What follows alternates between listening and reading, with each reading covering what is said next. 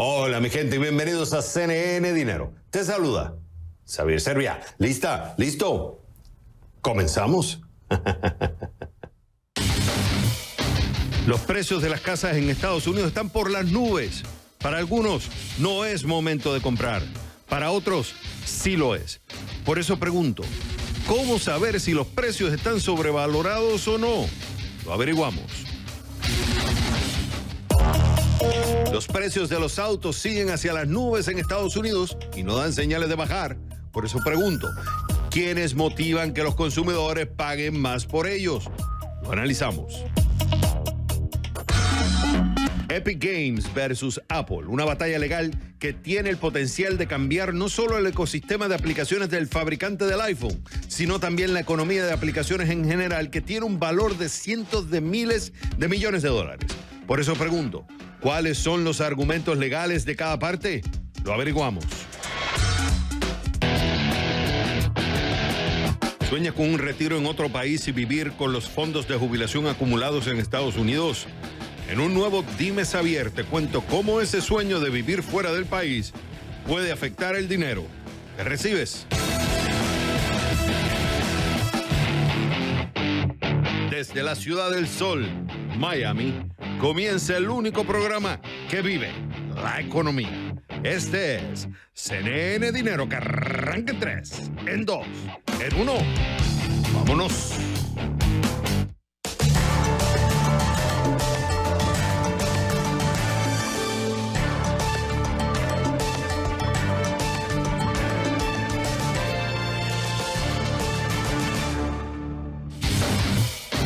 Los precios de las casas en Estados Unidos están por las nubes. Para algunos no es momento de comprar. Para otros sí lo es. Por eso pregunto, ¿cómo saber si los precios están sobrevalorados o no? Lo averiguamos. Primero, vamos con el contexto. ¿Qué está pasando? El número de viviendas que están a la venta en Estados Unidos se encuentra en mínimos históricos. A comienzo de año, el inventario de viviendas en venta cayó un 30% respecto al año anterior, según la Asociación Nacional de Agentes Inmobiliarios. Además, las tasas hipotecarias se mantienen históricamente muy bajas, aunque han subido de forma constante en los últimos meses. ¿Por qué es importante? El número limitado de casas a la venta están llevando a compradores potenciales a una guerra de ofertas, lo que hace que los precios de las casas aumenten. El precio promedio de una vivienda ha subido 16% respecto al año pasado, según la misma asociación, y han aumentado aún más en algunas regiones de Estados Unidos. Pero, ¿es un buen momento para comprar vivienda o estamos viviendo una burbuja que está cerca de estallar? Lo analicé con Paul Carrillo, profesor de economía en la Universidad George Washington y experto en economía inmobiliaria.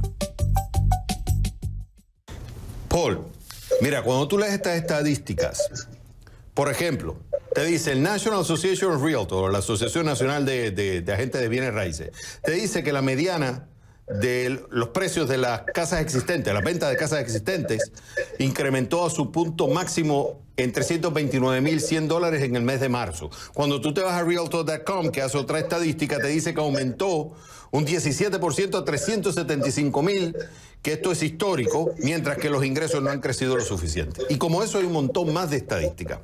Yo te pregunto a ti, ¿cómo interpretar esto? ¿Esto es que todas las casas en Estados Unidos están incrementando? ¿Cómo se interpreta?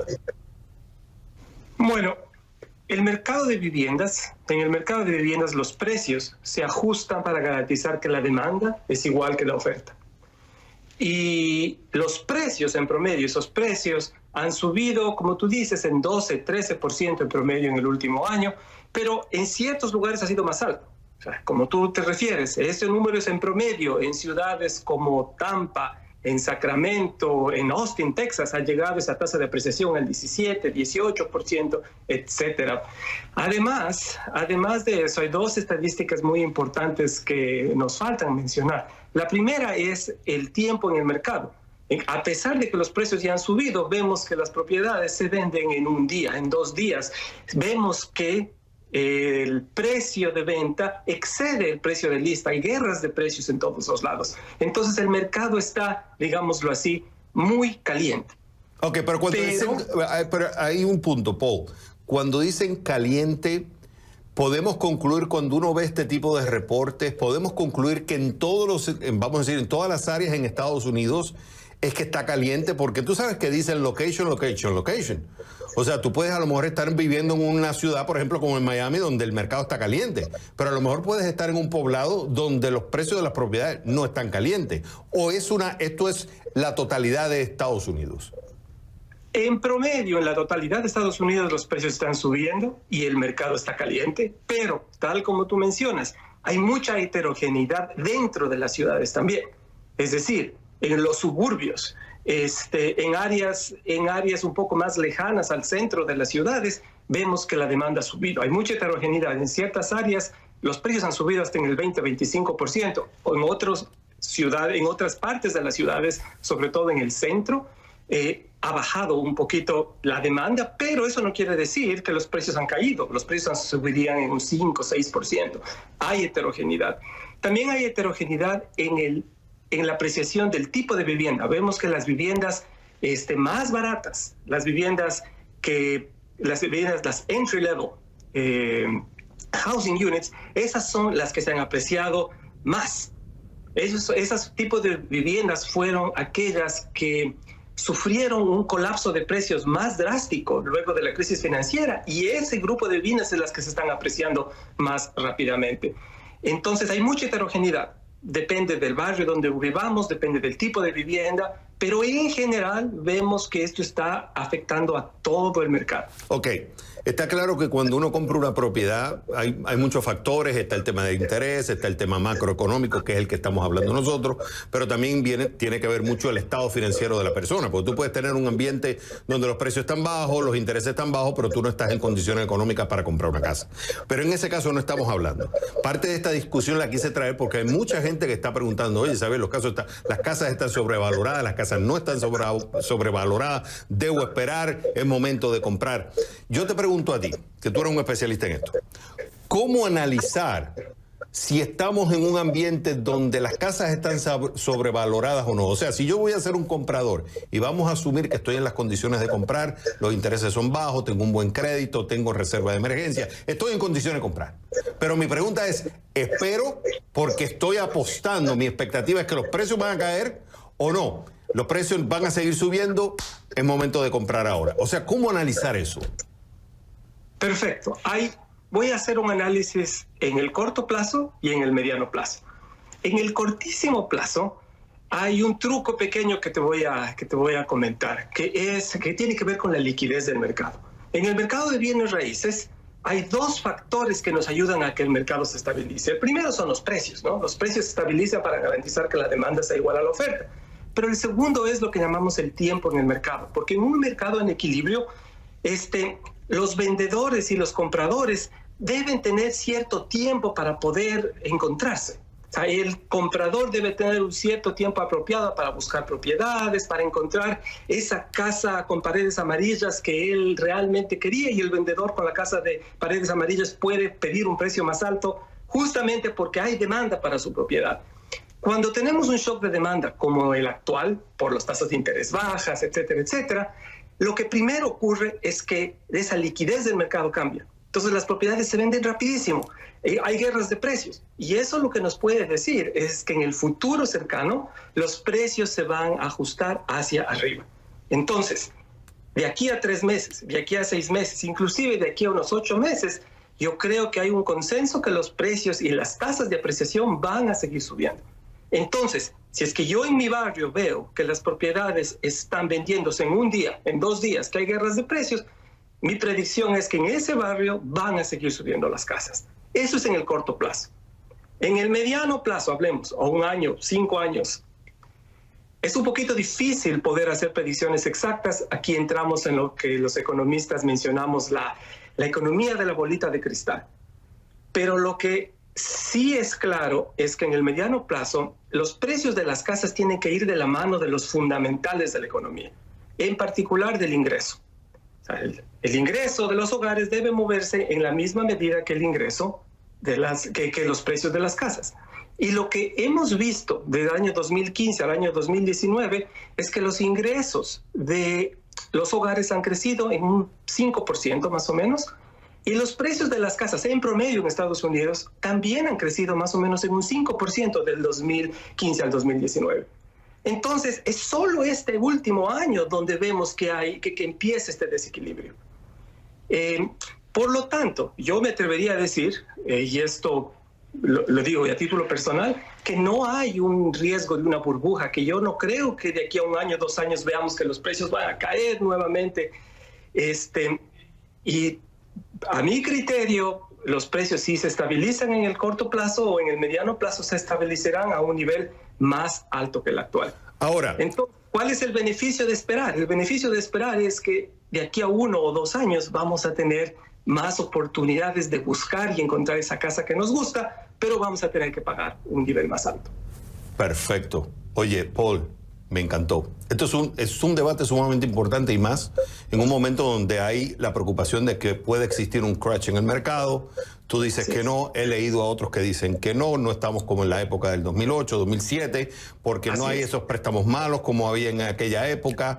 Segundo, hay mayor demanda, no hay tanta oferta de casas como era en aquella época, pero lo cierto también es que los intereses, ya hay presión inflacionaria, los intereses pueden ir subiendo, la gente no, en la medida que se le vaya terminando el ahorro, ya va a ser más difícil conseguir casa. Entonces hay unos comportamientos que pueden indicar que los precios a mediano y largo plazo vayan hacia abajo. Y ese es el debate, si vale la pena esperar o tirarse al mercado ahora. No es un debate concluyente, pero al menos tú nos trajiste un poco de luz. Paul, como siempre, es un gusto tenerte en el programa.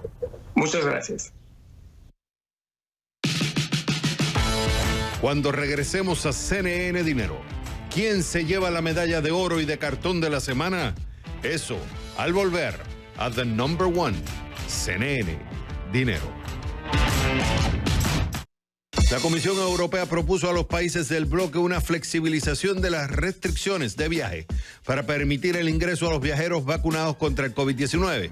Actualmente las medidas de prevención solo permiten viajar a la Unión desde 7 países. Esta norma ha estado en vigor a partir del 1 de julio del 2020. Sin embargo, en una propuesta publicada este lunes, la Comisión Europea recomienda abrir las fronteras a quienes hayan recibido al menos 14 días antes de su llegada la última dosis de una vacuna autorizada en la Unión Europea.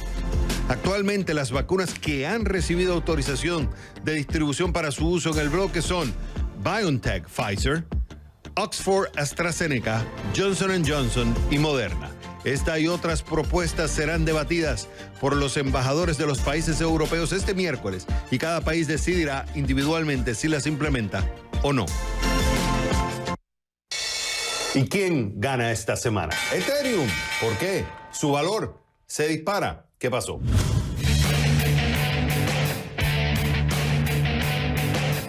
El precio de la segunda criptomoneda más valiosa del mundo subió más de un 350% este año para ubicarse alrededor de los $3.400 por unidad. ¿Qué impulsó esta subida?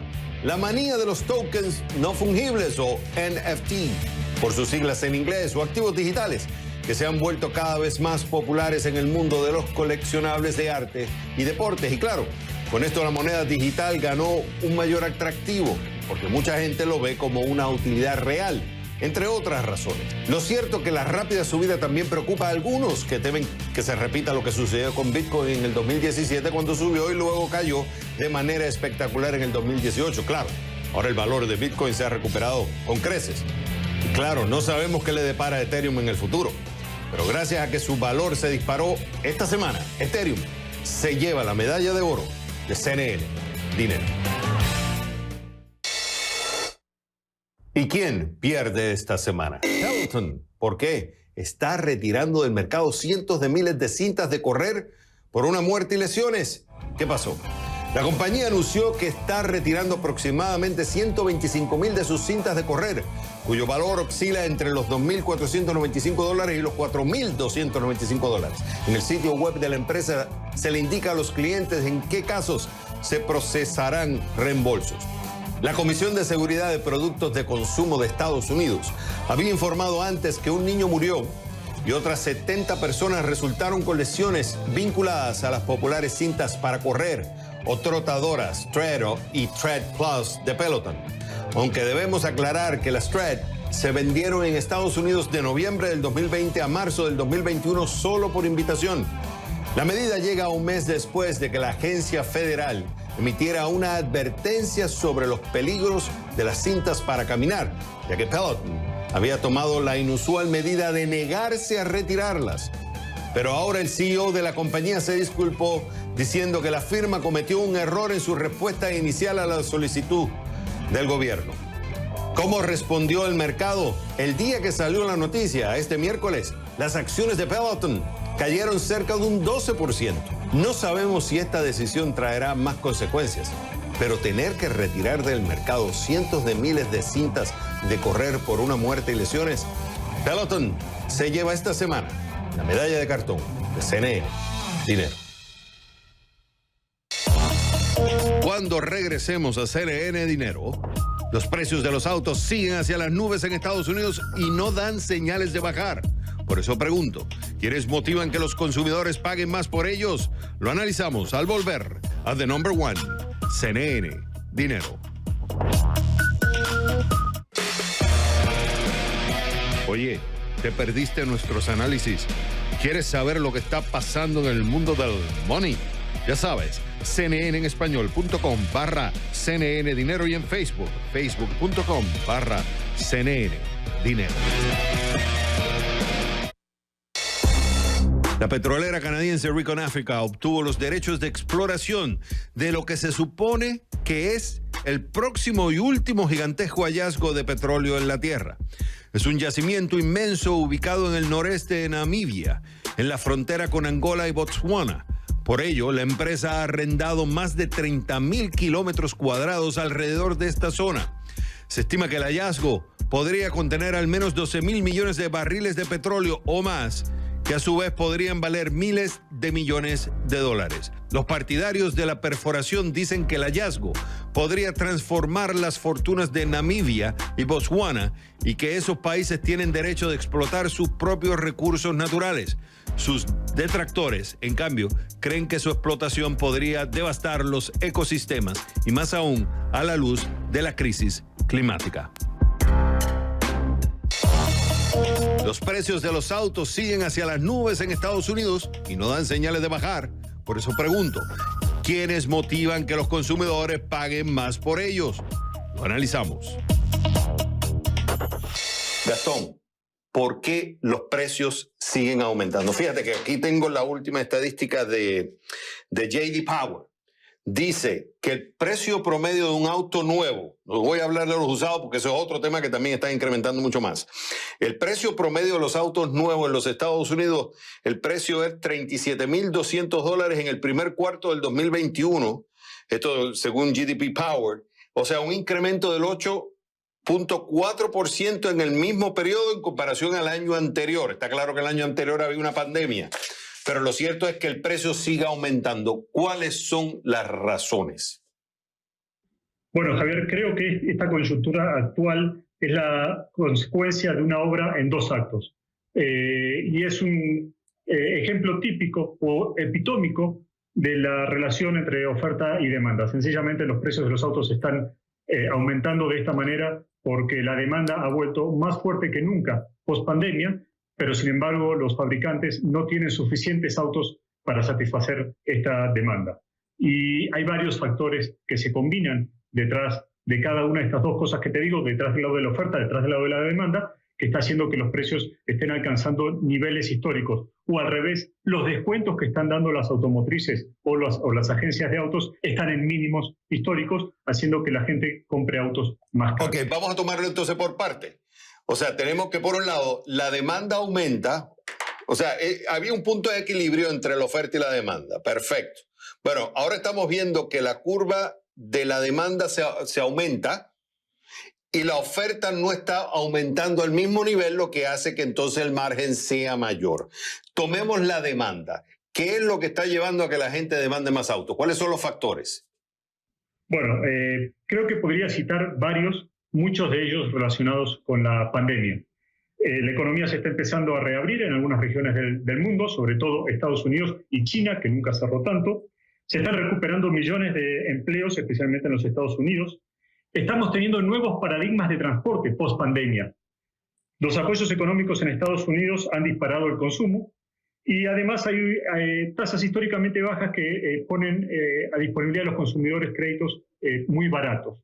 Todo eso está llevando a que la demanda de vehículos post-pandemia ya esté superando los niveles de demanda pre-pandemia. O sea, que esto desde el lado de vista de la demanda. En el caso de la demanda, o sea, la gente ahora está saliendo, están empezando a reabrirse las oficinas, entonces ya la gente tiene más plata porque ha recibido plata del gobierno, mucha plata del gobierno, tienen los niveles de ahorro históricos, lo cual eso también permite que la gente ahora vaya a salir a comprar. El financiamiento es bajo, pero también es cierto que a nivel de financiamiento las automotrices están permitiendo que se financie a largo tiempo. O sea, ya no estamos hablando de 48 meses o de 60 meses, sino que lo han extendido hasta 72 meses, lo cual eso también lleva a que los precios más altos permita que la gente pueda financiarse un precio mayor porque lo paga por más tiempo a un costo de financiamiento bajo, ¿correcto?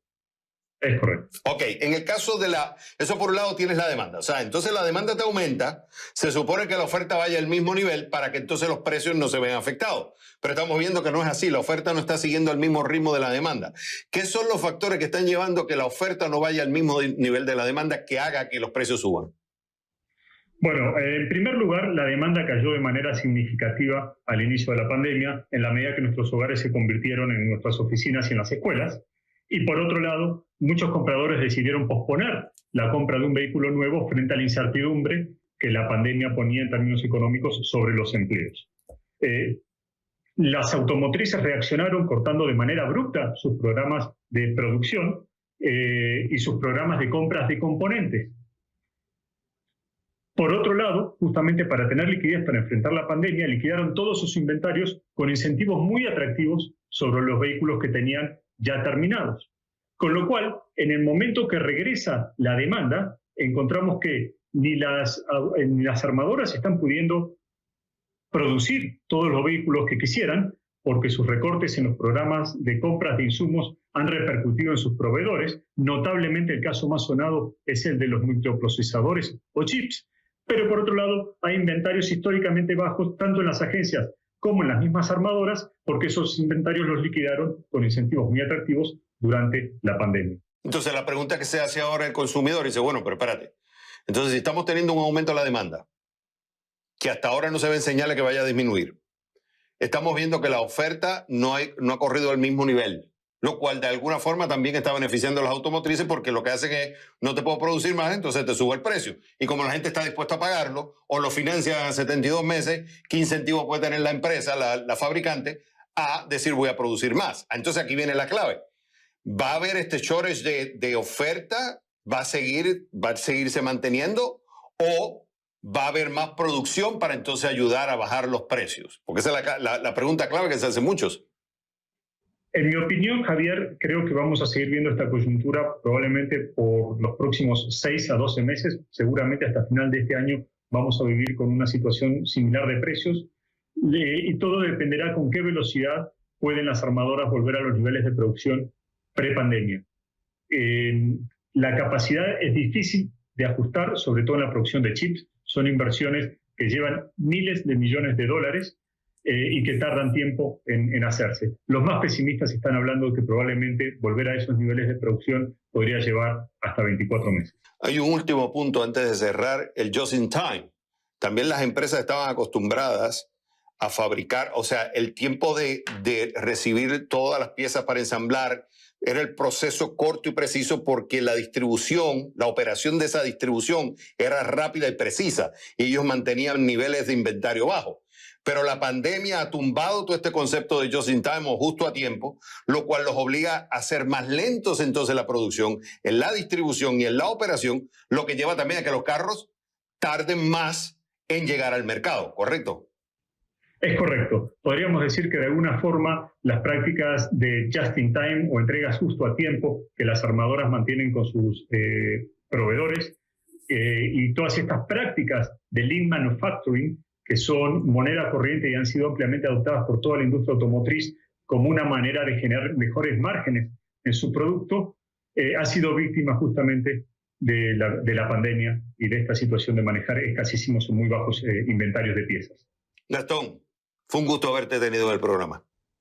El gusto fue mío. Muchas gracias, Javier.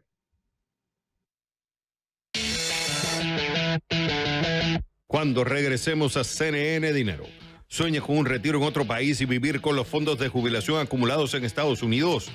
En un nuevo Dime Xavier te cuento cómo ese sueño de vivir fuera del país puede afectar el dinero que recibes.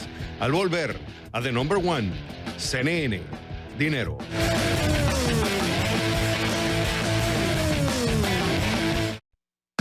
Twitter dobla su apuesta por su herramienta Spaces, que permite conversaciones de audio en directo. Luego de presentarla el año pasado para hacer pruebas con un grupo limitado, ahora anunció que ya está disponible para todos los usuarios con más de 600 seguidores. Además, la plataforma anunció que ya está trabajando en una forma de permitir en los próximos meses a algunos anfitriones vender entradas por estas experiencias. Esto es por considerar que los presentadores dedican tiempo y esfuerzo a crear espacios de conversación, conexión y diversión. Twitter agrega que estos anfitriones podrán fijar el precio de sus entradas y el número de ellas que se pueden vender, y que la plataforma se quedará con una pequeña parte de estos ingresos.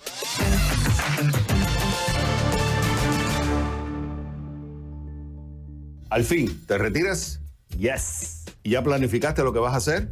Claro, me voy a retirar a mi querido país donde está mi familia, mis amigos, la cultura, la comida. Claro, recibiendo dólares de Estados Unidos. Muy bien. ¿Y ya sabes si la jubilación te cubre los gastos o vas a necesitar trabajar? Bueno, pero ¿averiguaste el tema de los impuestos? En ese caso. ¿Y cómo vas a invertir el dinero para que te rinda? Digo, ¿y cómo piensas transferirlo? Me pregunta Xavier, cuando me jubile me gustaría irme a vivir a España y voy a querer que me transfieran la jubilación a una cuenta de allá. ¿Podré retirar el dinero libre de impuestos para mis gastos en España? La respuesta corta, lo más probable es que no. Vamos por partes. ¿De dónde provienen los ingresos para la jubilación? Número 1, el Seguro Social. Asumiendo que acumulaste las contribuciones mínimas que exige el Seguro Social y tienes al menos 62 años para recibir beneficios reducidos o 66 años para recibir los beneficios completos. Número 2, las cuentas de retiro.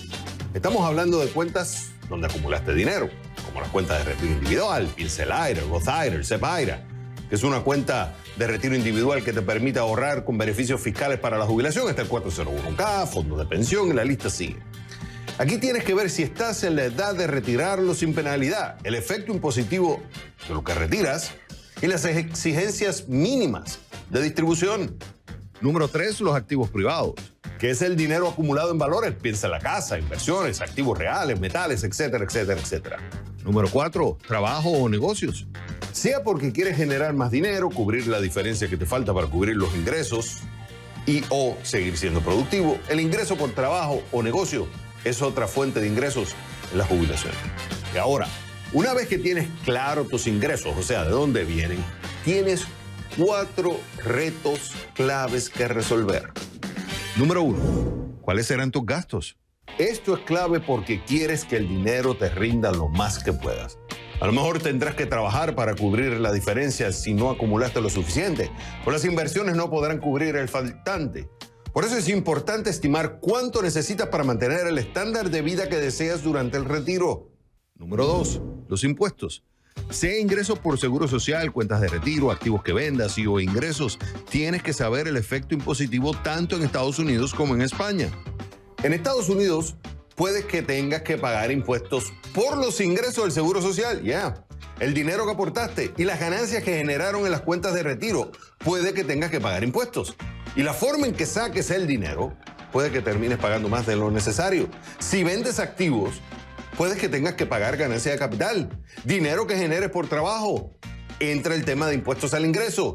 Y en España, puede que tengas que pagar impuestos también. Antonio Rodríguez de Peñaranda, de US Tax Consultant, una compañía que lleva 65 años en el mercado impositivo en Estados Unidos y España, me explicó que es muy probable que tengas que pagar impuestos si te vas a vivir a España después de tu retiro. Me explicó que una vez que te conviertes en residente fiscal en España, según el Tratado para evitar la doble imposición, deberás pagar impuestos en España sobre tu renta mundial. No importa si llevas el dinero a España o si depositas el dinero en un banco estadounidense. También tendrás que pagar impuestos en España sobre todos los intereses, los dividendos y plusvalía que puedas recibir de otras inversiones. Y sí, la misma respuesta aplica para el Seguro Social porque la Agencia Tributaria Española considera los beneficios de la Seguridad Social como una entidad privada y pagarás impuestos sobre el 100% de los beneficios de la Seguridad Social.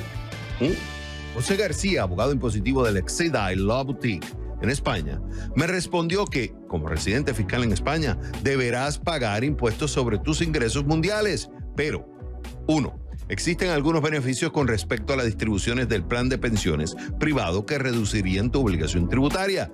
Y 2. Con base en el Tratado de Doble Imposición entre España y Estados Unidos, podrás reducir de su pasivo fiscal español sobre la base imponible la cantidad de impuestos pagados en los Estados Unidos sobre dicha renta. Número 3. La inversión de ese dinero. Ok, digamos que parte de tus activos invertidos necesitan generar dinero para mantenerte en la jubilación. ¿Qué tipo de inversiones? ¿Qué tipo de instrumentos son? ¿Qué rendimiento necesitan generar? ¿Van con tu tolerancia al riesgo? Y para eso hay que hacer un plan de inversiones. Número 4. El envío de fondos. A lo mejor el banco que usas en Estados Unidos tiene sucursales en el extranjero. A lo mejor vas a tener que abrir una cuenta local para recibir el dinero que viene de Estados Unidos. Y hay que saber los costos de eso. Y si el dinero es de un plan de retiro, las opciones varían según el plan. Por eso hay que revisar las reglas del plan y consultar para tener una visión completa de las opciones. Mi gente, no quiero desalentar, al contrario, vayan a donde quieran ir. El punto es que quiero alertarlos de los retos que se pueden encontrar en el camino. Asesórense con especialistas en impuestos tanto en Estados Unidos como en el país que piensan retirarse. Hagan su plan de retiro, hagan su plan de inversiones. Por eso es clave mirar el mapa financiero antes para saber dónde están los potenciales problemas y cómo atacarlos. Porque la idea es disfrutar el viaje, no quedarse sin gasolina en el camino.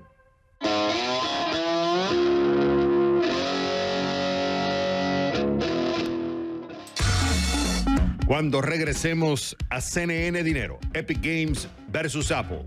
Una batalla legal que tiene el potencial de cambiar no solo el ecosistema de aplicaciones del fabricante del iPhone, sino también la economía de aplicaciones en general, que tiene un valor de cientos de miles de millones de dólares. Por eso pregunto, ¿cuáles son los argumentos legales de cada parte? Lo averiguamos al volver a The Number One. ¿Tienes alguna pregunta de finanzas personales? ¿Tienes alguna duda sobre tus finanzas? Envíame un video, audio o escríbeme a dimesavier@cnn.com. Epic Games versus Apple, una batalla legal que tiene el potencial de cambiar no solo el ecosistema de aplicaciones del fabricante del iPhone, sino también la economía de aplicaciones en general, que tiene un valor de cientos de miles de millones de dólares. Por eso pregunto, ¿cuáles son los argumentos legales de cada parte? Lo averiguamos. Joan, hay mucha tensión en este caso, no tan solo por los argumentos que se están llamando que si Apple tiene un monopolio en las tiendas digamos, de aplicaciones, lo cual pudiera llevar a hacer un cambio en un negocio de miles de millones de dólares para Apple, porque hace mucha plata en los App Store, pero sino que además pudiera cambiar la forma como se está haciendo negocio a través de de los App Stores, en el caso de Apple, en el caso de Google. Vamos a tratar de descifrarlo por partes, y tú como abogado para que nos expliques las partes legales. Tomemos primero Epic Games. Epic Games es una compañía que produce juegos de video. ¿Cuál es el argumento de Epic, que es la que está llevando la demanda? ¿Qué es lo que ellos argumentan que Apple está haciendo? La demanda se interpuso alegando una violación del Sherman Act de 1890 y de leyes estatales del estado de California. Interesantes algunos argumentos desde el punto de vista legal. Por ejemplo, la sección 2, donde Epic Games alega que Apple comete una violación de la sección 2 al poseer un monopolio en el mercado relevante, al adquirir y mantener intencionalmente ese monopolio indebidamente restrictivo y ocasionando con ello daños a la competencia. Joan, pero en este caso sería entonces lo que viene siendo lo vinculante es que tú tienes el iPhone. O sea, porque Apple produce el iPhone, que es un smartphone, pero con una marca específica, con una operación interna de iOS, que son ellos los que son dueños. Y dentro de eso hay una tienda que se llama App Store, Apple App Store.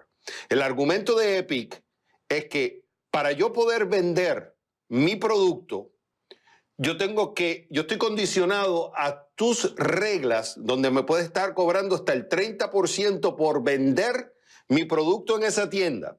Si yo no estoy de acuerdo, vamos a decir, porque no quiero pagarte el 30%, entonces no puedo vender en esa tienda. Lo que estaría argumentando Epic es que Apple es dominante en las tiendas de App Store y es dominante en las ventas de smartphone. Entonces, si yo no puedo estar ahí en esa tienda, tú me estás cobrando. Como tú tienes un dominio monopólico, dice Epic, si no me vendo ahí, no vendo. Porque o sea, your market share es dominante. Ese sería el argumento de Epic y por eso utilizan el Sherman Act, ¿correcto? Exacto, o sea, en ese sentido, Javier, es un argumento un poco limitado a la plataforma iOS de los iPhones y los iPads. Por su parte, Apple dice que el mercado relevante, hay dos cosas. Hay primero que definir en la sección 2 qué es el mercado relevante, si estamos o no estamos ante una práctica monopólica. Apple está diciendo que no se debe restringir el mercado relevante a solamente las plataformas iOS, porque Apple argumenta que el tribunal debe considerar el mercado más amplio de videojuegos y la distribución en otras plataformas como los Microsoft Xbox One, el Sony PlayStation 4, los Nintendo Switches, las computadoras PC, las laptops, computadoras Macs, tabletas. O sea que el mercado relevante, de acuerdo a Apple, es un mercado mucho más amplio. Epic lo restringe, como bien dices, al mercado de las plataformas iOS, de los iPhones y los iPads. Que por cierto, Epic en el otro sentido, de los acuerdos vinculantes, yo pienso que existen argumentos interesantes y la Corte debe de entender o revisar si estamos o no estamos ante la presencia de productos separados. Por ejemplo, un vendedor no puede obligar a un comprador, ¿verdad?, a comprar determinados productos vinculados si esta obligación tiene efectos contra la competencia leal y justa. ¿Son o no son el mecanismo de pago separados, estos mecanismos de pagos, de la plataforma, el App Store, el Apple App Store? Hay argumentos, pudiera ser que sí, pero no necesariamente se ve como un producto separado, porque no estamos hablando de un mecanismo de pago como el de Visa o el de Mastercard o PayPal. Estamos en un sistema IAP, In-Apple Purchase, que está integrado a través de un enlace en el App Store. O sea, que total solo... Es un argumento un poco difícil. Si el vendedor obliga o no obliga al comprador a la compra de estos dos productos, si estamos o no estamos ante productos que son separados, obliga a Apple, a Epic, a usar el In-Apple Purchase. Bueno, sabemos que sí, de ahí viene la disputa. Joan, en 30 segundos, porque el caso es relevante. No sabemos si a la Corte dónde vaya, si vaya a favor de Epic o vaya a favor de Apple. Pero digamos que si fallara a favor de Epic, ¿qué consecuencia tiene este fallo? Yo creo que va a tener consecuencias muy relevantes, quizás consecuencias a corto y a largo plazo. Consecuencias desde cómo se organiza el mercado en un sistema innovador y novedoso de ventas online, pero yo pienso que la fundamental consecuencia viene para los programadores y desarrolladores de aplicaciones, que no van a estar sometidos y restringidos al pago de estas tarifas licenciatarias que son bastante onerosas. O sea que en ese caso Apple ya no estaría entonces cobrando a lo mejor ese 30%, va a tener que cambiar todo ese sistema donde ya habría un pago, vamos a decir, una tercera fuente, un third party. Ya no serían ellos los que cobran, sino cobraría un third party. O sea, habría unos cambios sustanciales en la forma como Apple, incluso Google, hace negocio con las tiendas de aplicaciones, ¿correcto? Correcto. Nadie puede decir, por ejemplo, Xavier, volvemos al argumento técnico del caso, que un par de zapatos son productos separados. Yo no puedo decir que obligo al comprador a comprar el zapato izquierdo porque le vendo el derecho, ¿ya? O sea que es esencial en este caso determinar desde un punto de vista ya técnico, económico y técnico, si estamos hablando de un mecanismo de pago que está integrado y atado de una manera que estamos ante un solo producto y el argumento legal se cae, ¿ya? O si estamos realmente ante productos separados y un acuerdo vinculante que afecta a la competencia, número uno. Y número dos, si realmente el mercado relevante es el de los iOS o como dice Apple, un mercado un poco más expansivo, amplio, que incluye todas esas plataformas donde los videojuegos se comercializan y monetizan. Joan, fue un gusto haberte tenido en el programa. Un gusto como siempre, gracias. Bueno, mi gente, hemos llegado al final de otro episodio más de CNN Dinero. Ya ustedes saben, esto es CNN Dinero, donde la prosperidad está a su alcance.